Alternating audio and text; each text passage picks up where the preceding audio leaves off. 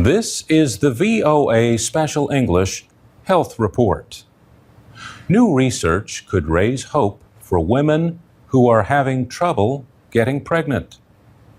For years, the thinking has been that women are born with all the eggs their bodies will ever produce. In fact, this has been the thinking not just about humans, but all mammals. Then, in 2004, a researcher at Massachusetts General Hospital reported that adult female mice could produce new eggs. Now, Jonathan Tilley has extended his work and reported another discovery, this time about human females. We've isolated essentially the female equivalent of the stem cells that we know exist in men that actively make new sperm. He says having these cells now isolated opens up a lot of opportunities to consider. Stem cells are special kinds of cells. Starting in embryos just a few days old, they produce the many different cell types and tissues that form the body. In some adult tissues, stem cells produce replacements for damaged or worn-out cells.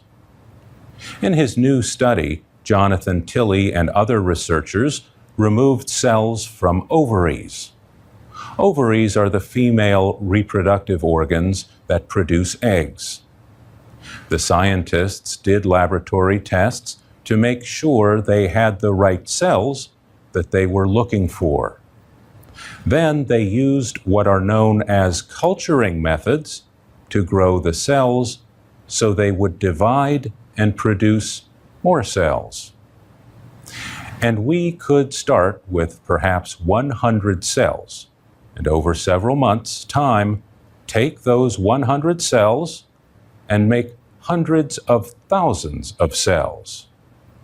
And, interestingly, we noticed that these cells would spontaneously generate immature eggs, all on their own in these cultures.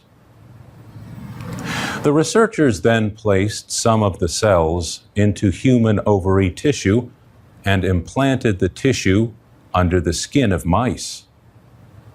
The studies found that these human cells were, in Jonathan Tilley's words, more than happy to create brand new human egg cells. He says growing eggs in the lab could improve the chances for women who are having the process known as in vitro fertilization. With IVF, an egg is fertilized with sperm in a laboratory, then placed in the woman's uterus to develop. Jonathan Tilley says his work could also lead to fertility treatments that might improve the chances for more traditional fertilization methods. The journal Nature Medicine published the findings. Some experts raised questions about his earlier work with mice. Some are not so sure about his study either, until other researchers can reproduce the findings. For VOA Special English, I'm Mario Ritter.